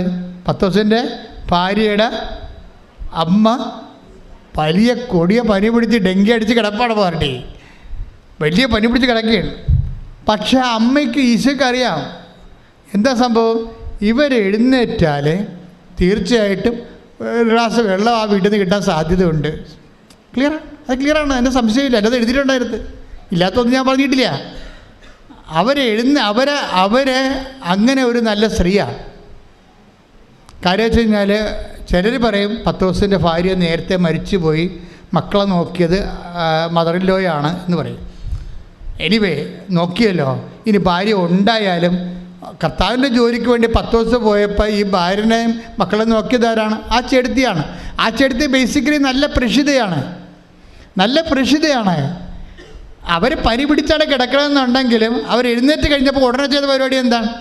അവരെ ശുശ്രൂഷിച്ചു. Take the word of God. ശ്രദ്ധിക്കട്ടെ. ഹല്ലേലൂയ. ലൂക്ക 4:39. അവൻ അവളുടെ അടുത്തെത്തി പനിയെ ശാസിച്ചു. അത് അവളെ വിട്ടുമാറി. ഉടനെ അവൾ എഴുന്നേറ്റ് അവരെ ശുശ്രൂഷിച്ചു. ഇതാണ് പ്രശ്നം. നമുക്ക് പലർക്കും ഇല്ലാത്തൊരു വിഷയമാണ്. പനി കഴിഞ്ഞതല്ലേ ഉള്ളൂ, ഇനി 2 ആഴ്ച കഴിഞ്ഞിട്ട് ശുശ്രൂഷിക്കാമെന്ന് പറഞ്ഞ് കിടന്നുണ്ടാക്കും. ഇല്ല വിഷയം ഇതല്ലേ. ശുശ്രൂഷിക്കാൻ മനസ്സില്ലാത്തവരെ സംബന്ധിച്ചിടത്തോളം പനിയല്ല, പണ്ടാരം വിട്ടു മാറിയാലും കൈയനങ്ങത്തില്ല അവരുടെ. ഈ ചേർത്തി കുറച്ച് ബെറ്ററാണ്.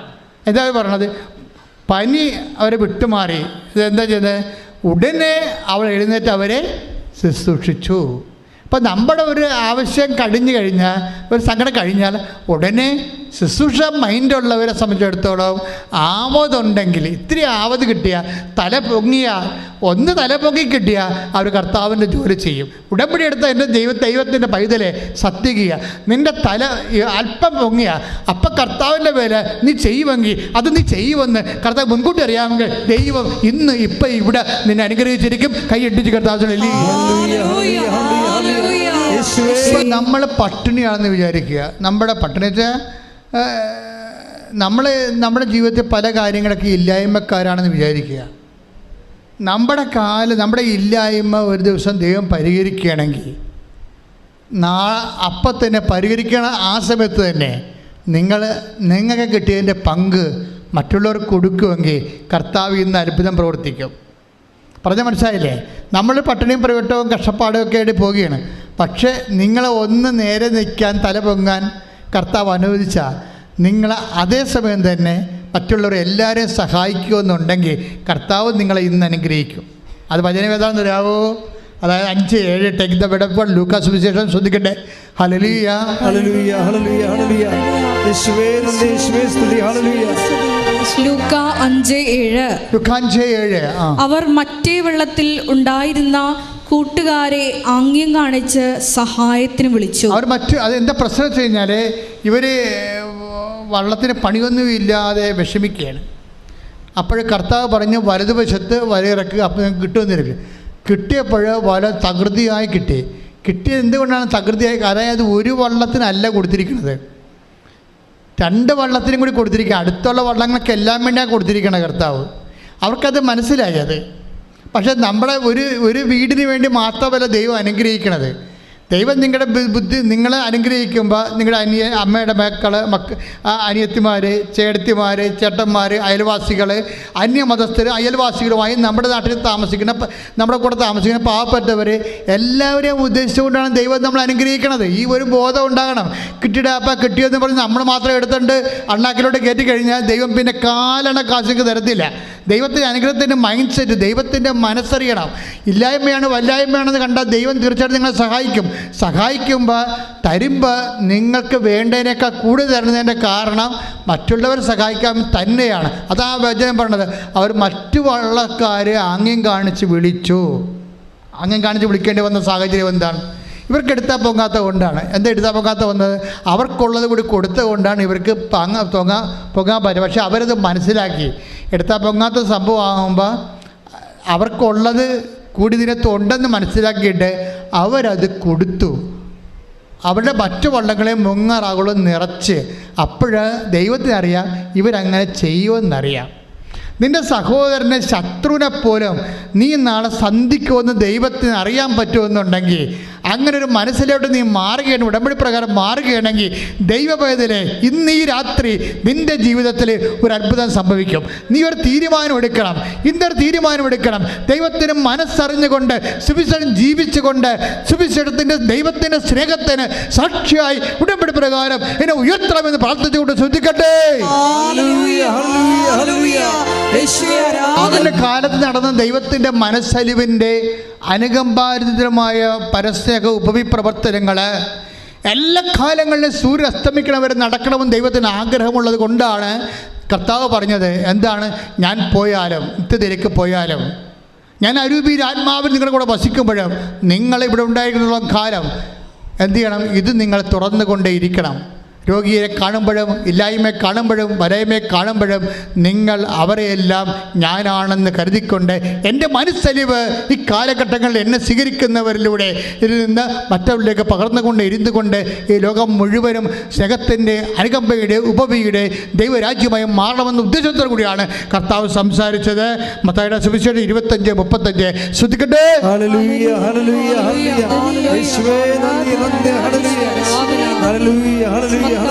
25:35 മുതലുള്ള തിരുവചനങ്ങൾ. എന്തെന്നാൽ എനിക്ക് വിശന്നു, നിങ്ങൾ എനിക്ക് ഭക്ഷിക്കാൻ തന്നു. എനിക്ക് ദാഹിച്ചു, നിങ്ങൾ കുടിക്കാൻ തന്നു.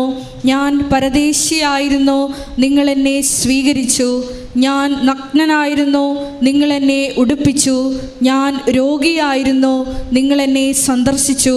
ഞാൻ കാരാഗൃഹത്തിലായിരുന്നു, നിങ്ങൾ എൻ്റെ അടുത്ത് വന്നു. ആർക്കെല്ലാം എന്തെങ്കിലും ചെയ്തോ, ആരെല്ലാം പട്ടിണിയും പരിവട്ടവും വിഷമവും വേദനയും കാരാഗ്രഹവുമായിട്ട് ഇവിടെ ജീവിക്കുന്നുണ്ട്, കണ്ണിൽ നിന്ന് കണ്ണീര് പൊടിക്കുന്നുണ്ട്, അവരെല്ലാം ഞാനാണെന്ന് പറഞ്ഞുകൊണ്ട് മനുഷ്യരാശിയുടെ കണ്ണീരിനോട് മാനുഷികമായ അജ്ഞതായിട്ട് പുലർത്താൻ വേണ്ടി മനുഷ്യാവതാരം ചെയ്തവൻ ഇന്ന് നിന്റെ കൂടെ ജീവിക്കുന്നുണ്ടെങ്കിൽ അവൻ്റെ കൈയായി കാലായി അവനായി നീ തുടരേണ്ട സുവിശേഷ ജോലിയാണ് ഉടമ്പടി നിന്നെ ഏൽപ്പിക്കുന്നത്. കൈയടിച്ച് കർത്താൻ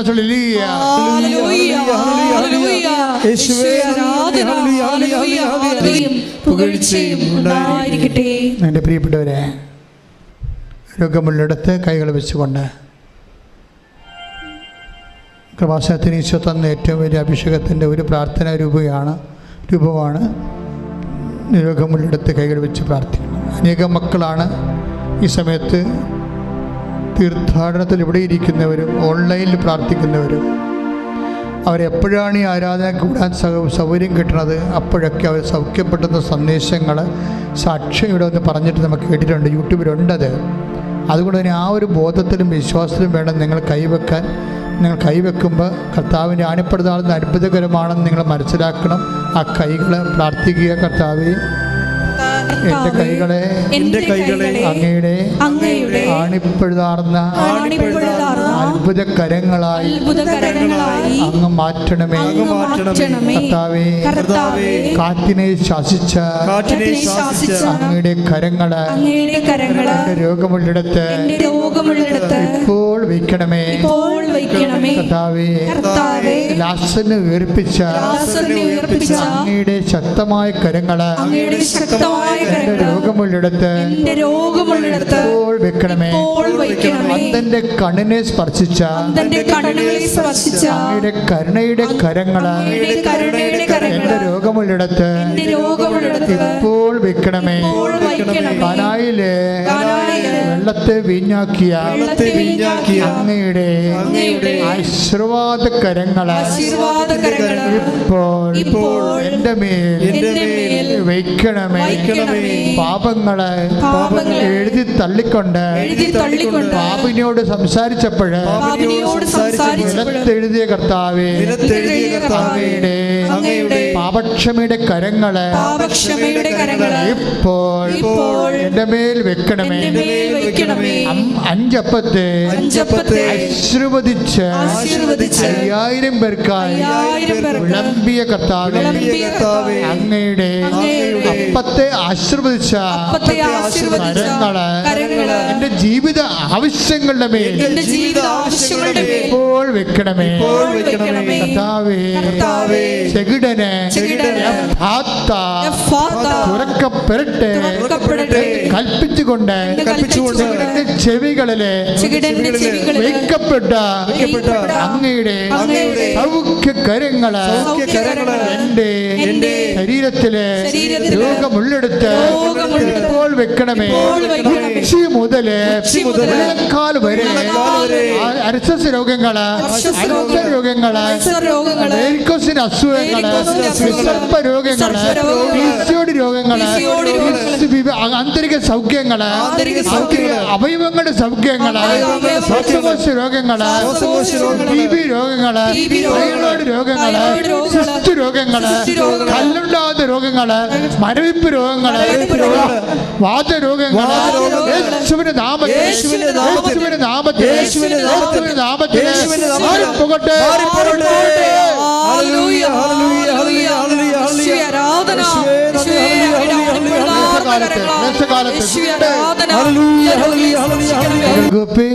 കർത്താവിനെ തന്നെ നോക്കിക്കൊണ്ട് നമുക്ക് പ്രാർത്ഥിക്കാം. എല്ലാവരും പ്രാർത്ഥിക്കണം. കർത്താവായ ദൈവമേ, ഞങ്ങളുടെ ഈ പ്രാർത്ഥന കൂട്ടായ്മയില് ഓൺലൈനായി പ്രാർത്ഥിക്കുന്നവരല്ല അവർ ഏതെല്ലാം കാലത്ത് എന്തിനെല്ലാം വേണ്ടി പ്രാർത്ഥിച്ചാലും ഈ പ്രാർത്ഥനയുടെ ശക്തിവിശേഷം അവർക്ക് അനുഭവപ്പെടുവാൻ അമ്മേ പരിശുദ്ധ അമ്മേ എല്ലാവർക്കും വേണ്ടി സ്വർഗീയ നിമിഷങ്ങളിലെ വഹിക്കണമേ. മക്കളില്ലാത്തവര് സ്ത്രീ സണ്ടത്വമുള്ളവര് പുരുഷ സണ്ടത്വമുള്ളവര് കർത്താവേ അങ്ങ് സ്പർശിക്കണമേ. ജീവനമായിട്ടുള്ള ശക്തിവിശേഷം അങ്ങിലേക്ക് അങ്ങിൽ നിന്ന് ഒഴുകട്ടെ. മക്കളില്ലാത്തവർക്ക് ഈ നിമിഷം നിങ്ങൾ ജനിക്കാൻ ശക്തി ലഭിക്കട്ടെ.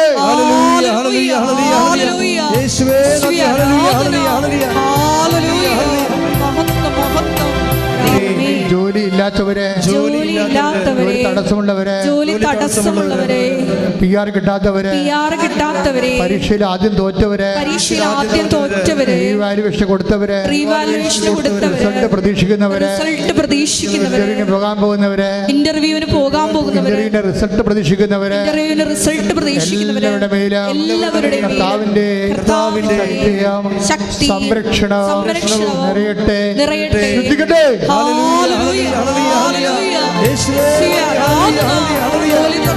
എല്ലാവരുടെയും തടസ്സങ്ങൾ ഈ ആരാധനയോടെ നീങ്ങിപ്പോകണമേ എന്ന് പ്രാർത്ഥിക്കുന്നു.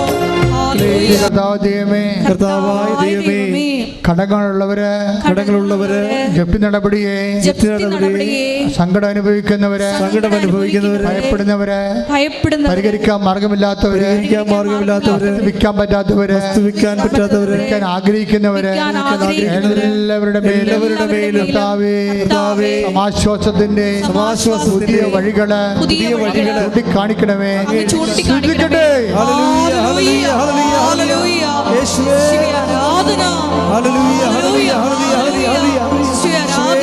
പുതിയ വഴികൾ ഞങ്ങൾക്ക് കാണിച്ചു തരണമേ.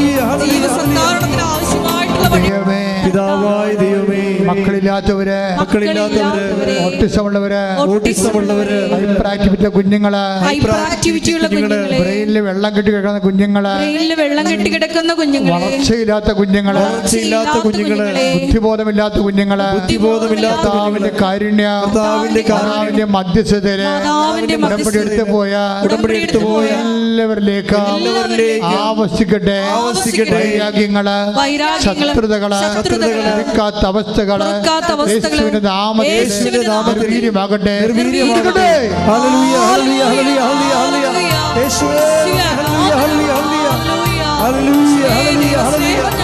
പരമദിവ്യകാരുണ്യത്തിന്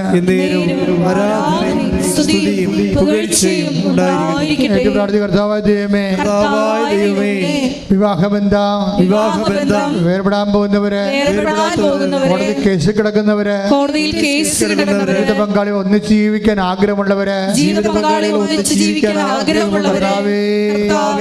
അവരുടെ മേലെ ആരാധനയിലെ കാരുണ്യം വർഷിക്കണമേ.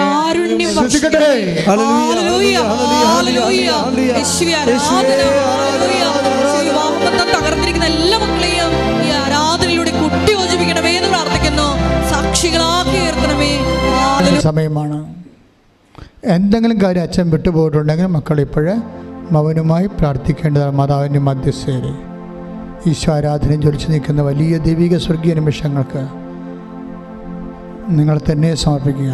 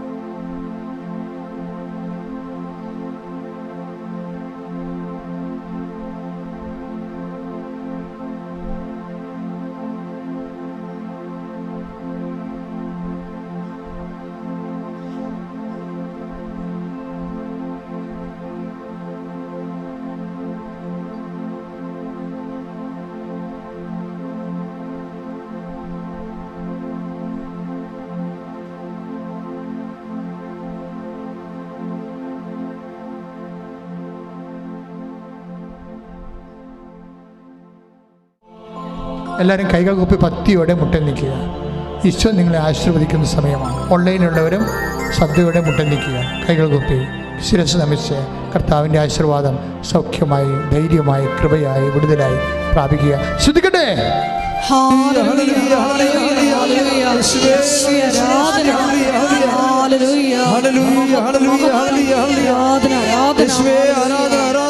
ശിരസ് നമിച്ച് നമുക്ക് ദിവ്യകാരുണ്യനാഥന്റെ ആശീർവാദം സ്വീകരിക്കാം.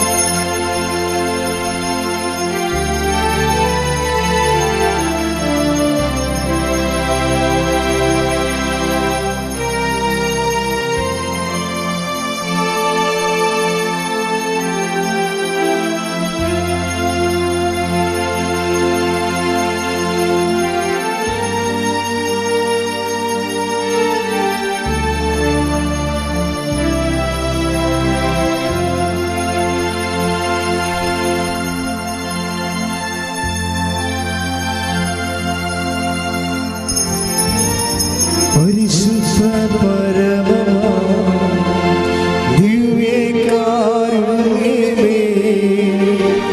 ഇന്നുമെന്നും